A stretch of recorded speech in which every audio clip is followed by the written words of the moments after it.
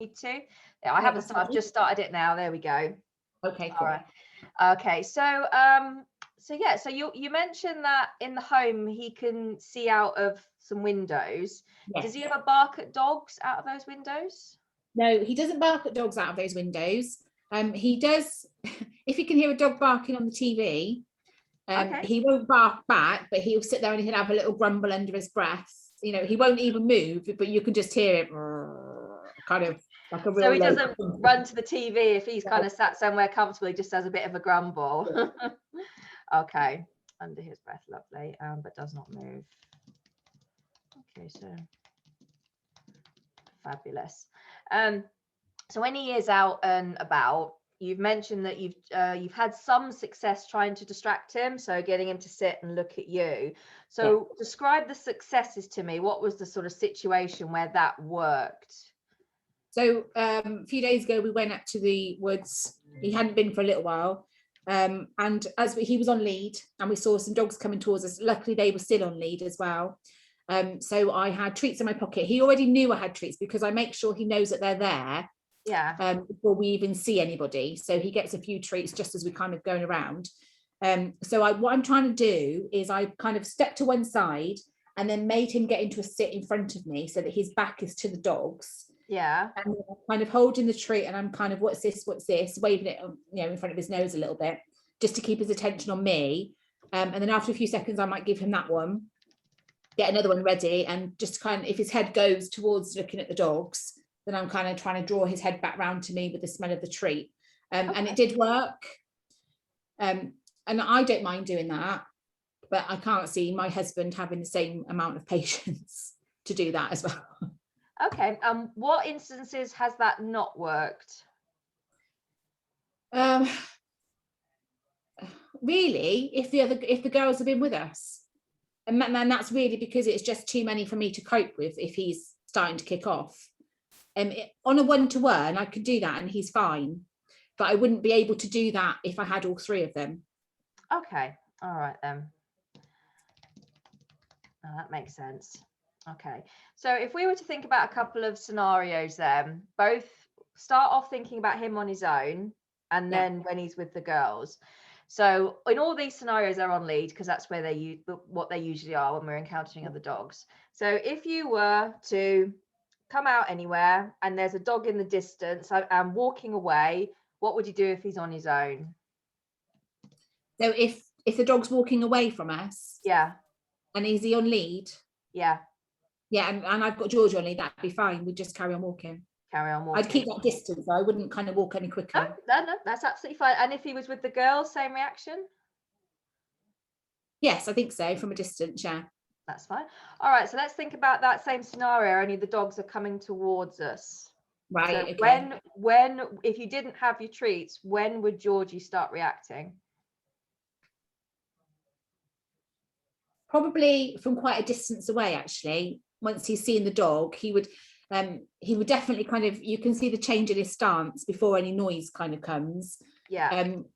So probably, I don't know, maybe 10 foot. Yeah. And what about, is that the same with and without the girls? Yes. Okay, fantastic. And so if he was to have a reaction, the dogs go away, what happens as soon as the dogs have gone away? He'll still be quite heightened. He'll kind of be looking around and doing, trying to spin around on his harness or whatever. And then eventually he would calm down. I do see him taking his lead a lot from the girls. He does look to them quite a lot to see how they're reacting to things. Okay. Which is odd because they don't react like that to other dogs. Okay then. Okay, no, that's good. And what happens if someone comes up from behind? Well, I don't really know, actually. I'm not sure we've had that. That's okay. If you haven't had that, that's okay.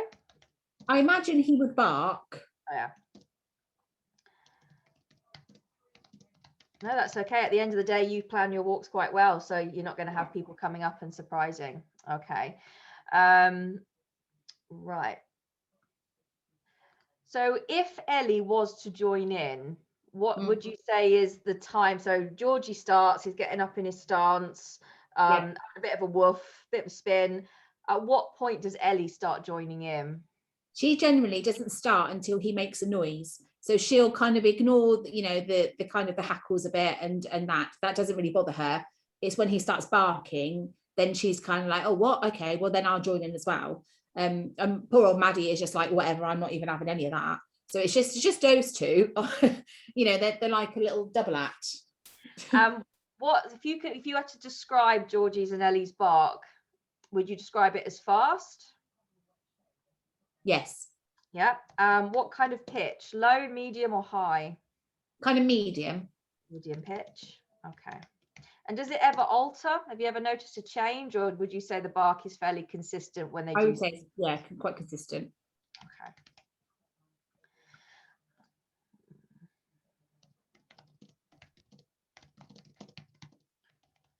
Lovely. And if you have got treats on you and they are together, are they okay taking food together? Is there any in any truck? They are okay. That's all good. Yeah. And if there's ever been food on the floor and the three of them are there, has there ever been even the smallest little scrap or grumble at all? No, not at all. We have a snuffle mat which is always loaded, and they'll go to that all together. They'll go separately. There's no issue with that at all. Fantastic. No, that's all good. So if we go back to, let's take a walk where you are going all out together. Describe from, you've decided to go for a walk, describe putting on the equipment, getting out the front door, or getting into the car. So talk me through the whole process and what the dogs get up to once it's walkies time. So they know where everything's kept. So the minute they see me go to get their things, the excitement starts. Georgie is the only one who barks. He'll bark to have his stuff put on him. Ellie will just wait nicely. Maddie just she spins around in circles, and she always has. She just spins. Okay. So we get them ready. Then we go out of the door. So we usually go into my van. So the two girls go into the back of my van. And Georgie gets clipped onto the passenger seat. I don't put him in the back with the two because I'm just worried about him getting squished. Yeah. So he goes on his own on the back seat. And during the journey, he'll be absolutely calm. He'll sit there and he'll kind of move as much as he can to the middle of the seat so he can see through to the window. But he won't bark. He's not crying. The two girls in the back, they might move around a bit trying to get comfy or trying to see, you know, out the window. And that's fine. Going home from a walk, there's like nothing from any of them. They're all spark out. They're just, you know, but I would say the excitement builds as soon as they see their harnesses and their leads and stuff. Okay. And with regards to the pulling, so if you weren't getting in the car, is Georgie pulling the minute you get out the front door? Yes. Okay. And obviously if you're in the car, it's pulling the minute he gets out of the car. Yeah. Fantastic. Okay. All right. No, that's great. So with his weeing in the house, so when he does go for a wee, how much wee is it? It'll vary at certain times of the day. So I've just literally got him from work just before I phoned you. And he's gone out and he's done a big long wee then. But in the nice weather, we have the patio doors open right through to kind of the evening, and they'll just go in and out and in and out. He knows to go for a wee before we go to bed. And he'll go out and he'll do a normal size wee. The thing is, I don't think it's that he needs a wee. I think it's because the room where he's done it before, even though we've tried to get the smell out, I think he still knows that that's where he's been, and I think he's just drawn back to that same carpet in that same room. So is he always going in that spot, in that room? Yeah, he doesn't go anywhere else in the house, just in that room. Is it so it's carpeted, is it? Yeah. And since he first did it, is it the same carpet and underlay there? Yeah. Okay. What did you use to wash it, or what do you use to wash it? We've had it professionally cleaned a few years ago. We've had all the different cleaners you can get from Amazon and Pets at Home. I tried there's a washing powder with enzymes in it. I tried that as well. And that actually was the best one. He didn't do it in there for ages after that. Yeah. And then all of a sudden he did it again. Okay. Whereabouts is this room in the house? It's the room where the girls go to bed at night. So it's the back bedroom. Okay. And how frequent would you say it is? So is it a daily occurrence, weekly, No. random? He hasn't done it now. Sorry, my husband's just got in. He hasn't done it now for, what would you say, a good 5-6 weeks? Yeah, for a good month or so he hasn't done it up there. And before that, I would say it was maybe once a fortnight. Okay.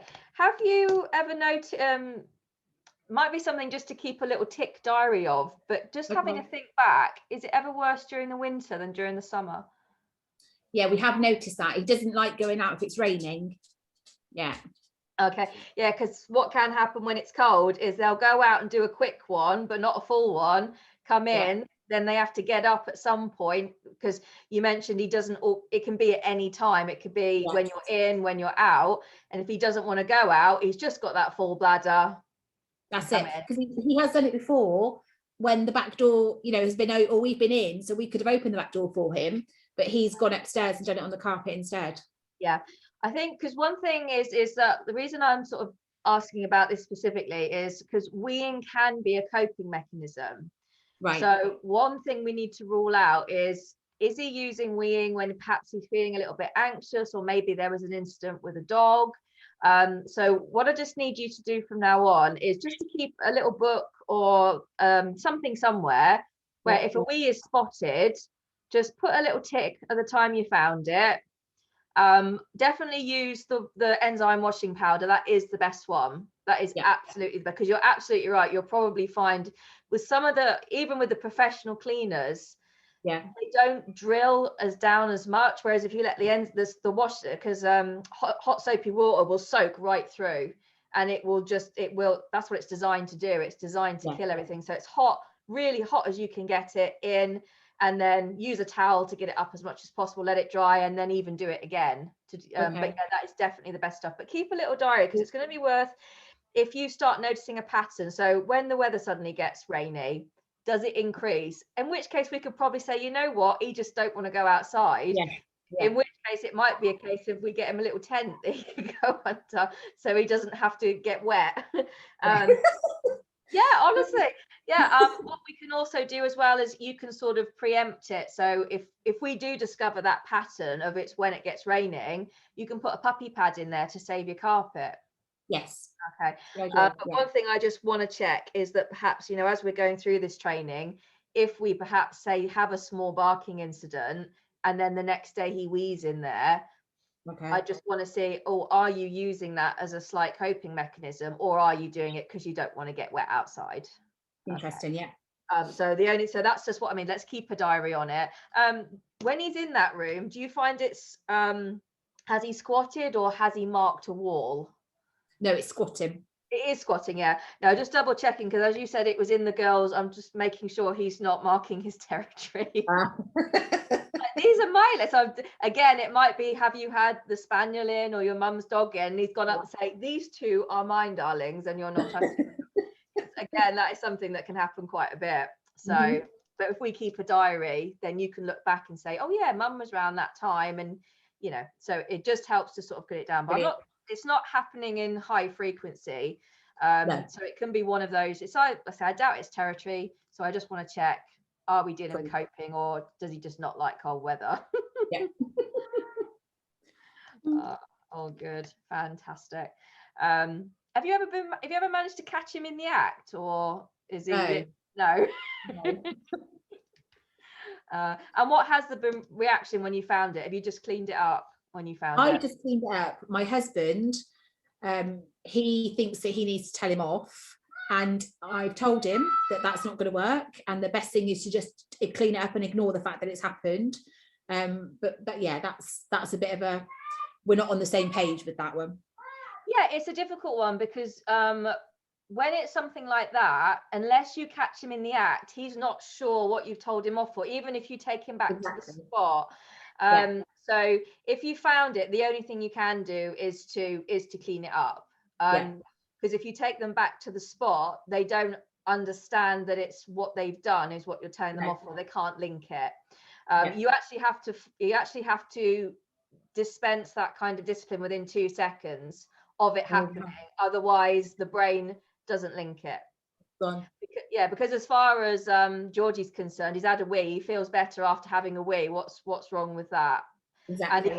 And if he is the sort of dog that he's in there because it's cold, he doesn't he would, it wouldn't stop him. No. It wouldn't stop him. So yeah, all you can do is literally clean it up, and at that point, but if you catch him, you can always, if you catch him, you can always go, oh, Okay.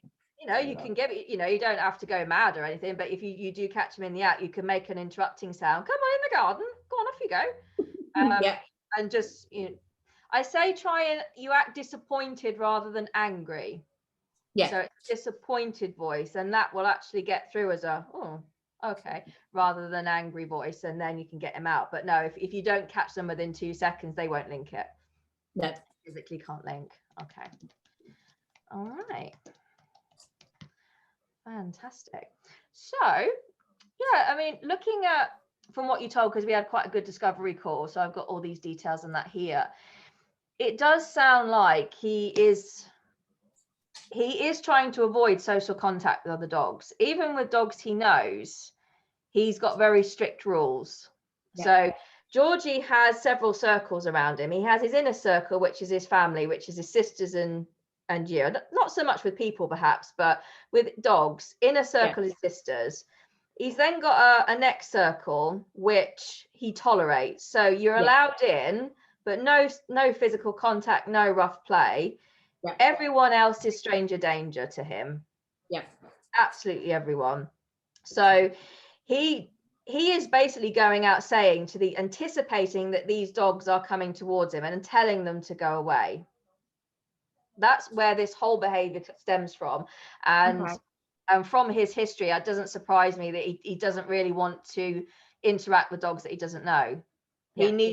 He needs time to get to trust them. And for him, that takes a long time. It takes a very long time. So to him, he's quite happy with his mini circles. Okay. So what we've got to do for the stranger stuff is very similar to what you're doing, is that teach him, I'm going to get you away from this. You don't have to worry about that. Mm-hmm. Okay. So we are going to make a couple of little changes to what you're doing, but I would like to see his reaction towards the dog at the field first, just to make sure that we're on the right track. Okay. So before I see you on Sunday, what I'd like to do, if it's possible, is, are you going walking with somebody with the dogs over the next week? I can arrange that, yeah. Because what I'd like to do is for somebody to video the dogs getting ready for their walk. Right. And just a small video of Georgie pulling. So really, I just need the first, or even if someone's in the house, if they could get the phone out, film the getting ready for the walk and the filming just going out the door, just so I can see that initial excitement, and then put that on the WhatsApp group. That would be absolutely amazing. Okay. Definitely start your diary. Yeah. If there is anything to report, just get that on the fridge or something somewhere. So if anyone spots a wee and that, and definitely stick with the enzyme cleanup, you know, washing powder. Okay. Yeah. One thing I would like to do. So you're saying at the moment that you're still walking them separately, which is great. And you're still able to get his attention, which is fabulous. So one thing I'd like to start is with all three of these dogs, I want to, do they have a word that they understand means they've been good, food's coming? Do you use a specific word for that? Treats. Yeah, they don't, yeah. Whenever they get that, is it contingent on something, like they have to sit first or they have to do something first? I usually make them sit first. Okay. So, and you use the word treats, is that right? Okay. So what I want to do is I need a word that isn't contingent on them doing something first. Okay. Okay. The reason for this is when we first start the training is, instead of asking Georgie to sit and watch you, I want to teach him to choose to look at you rather than you having to tell him. Right. All right. So the idea is I need to put it more on Georgie to say, I need you to choose to look at me, and then I will reward that. Okay. Now, to do that, we need to shape it. and we're going to have a little go at this on Sunday if we have time. But the idea is we're going to, let's just say we pick a word like magic. Doesn't have to be that. The first thing I need you to do this week is to have all 3 dogs there, and you don't ask them to do anything. You just say, hey dogs, what's this? Magic, feed, feed, feed. Okay. Magic, feed, feed, feed. Or magic, throw food on the floor or in their snuffle mat. Yeah. So they start to learn, well, when she says magic, we get free food. Okay. All right. That's a bit weird, but okay, we'll take it. All right. So I need you to do that with them a couple of times a day, just in the house, and maybe a couple of times out on a walk where you're just going to say the word and feed them. Okay. Not contingent on anything. Okay. That's what I need you to do this week, because next week what we're going to do is we're going to start with Georgie at a distance. He sees the other dog and you go magic, and you watch his reaction. Okay. Yeah. This is what usually happens. Providing the dog's at a large enough distance, he won't be able to stop looking at that dog. Yeah. So all you would do is drop the food in front of him and see if he can eat it. Okay. After time, what happens is Georgie starts to be able to hear you. Yeah. So you'll see a dog, you'll say magic, and he can turn to eat. Okay, so that is a bit like you trying to get him to, but you're using the word magic, turn to eat. Yeah. After more time, you don't have to use the word anymore. He'll see a dog and automatically look at you, and that's when you can go back to your treat, because you're actually rewarding that behavior. Cool, got you. And then we won't need that magic word ever again. Yeah. Okay. But we have to do this very, very slowly. And what will happen is that when we do start the magic training, if he can't take the treats or you see him start to get reactive, we're going to have a safe word that gets him to move away. Right. Okay. So all I need you to do is to pick a word. So can you think of anything off your top of your head, or do you want to have a discussion with your husband? Because if your husband's going to be doing a bit of this, we need a word you're both happy with. So we don't want fluffies or anything that's going to embarrass anybody in public. I'm happy to just go with magic, because it just, we'll go with that. That's fine. Yeah, like I said, it's not perfect. It's a temporary word to try and get the behavior that we want, because ideally what we do want is for you to be able to go out on a walk. They all see a dog and go, Mum, there's a dog, or Dad, there's a dog. Oh, well done, dogs. Well, we're going to go over here, rather than that. Rah, rah, rah, rah, rah. Yeah. It's brilliant. There's a dog. All right, we're going to walk over here. We're going to give lots of distance, and then we're going to get back on. And that's how it's going to go. So the idea is the training will teach him, Mum, there's a dog. Oh, well done. Let's go off. Cool. That sounds brilliant. Okay. So what I want you to do this week, and I will be emailing all this to you as well, is to, like I said, 2 or 3 times a day.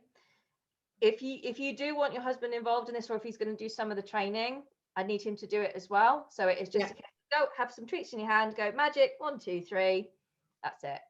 Okay, lovely. Out on a walk, magic, 1, 2, 3. Okay, and that's it. Brilliant.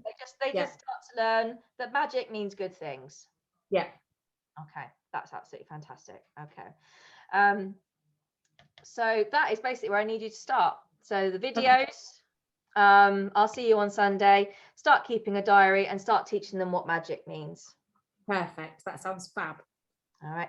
And then what we'll do on Sunday is I'll have a stooge dog there. Mm-hmm. They'll be on opposite sides of the fence, and they'll all be, my stooge dog will probably be on lead. Right. I'll have all your 3 off lead. So you want all 3 of them there on Sunday, yeah? Yeah, if I could have all 3, because unless I've read the situation wrong, the sort of end goal would be to be able to take them all out together and be quite peaceful. Yes. I would like all 3 there because that is our end goal, and because I need to see the dynamics between the dogs, because from what you've told me, his reaction doesn't change whether he's with or without the girls, but he does rely on the girls for a bit of guidance. Yeah. Okay. So I'm still going to see his reaction, and it's going to be a good idea for me to see how often is he checking in with the girls, how often is he checking in with you, so I can get a full picture of what's happening, and then I can say to you, yep, we're on the right lines. Now we're going to progress with magic. Now we're going to progress with the safe word, and I'm going to see you again in a week or 2 weeks to see how it's gone. Brilliant. That sounds great, actually. Yeah, like I said, he just sounds like I don't think he'll ever be the sort of dog that wants a lot of friends. He just No. likes his close family. He's quite happy with that.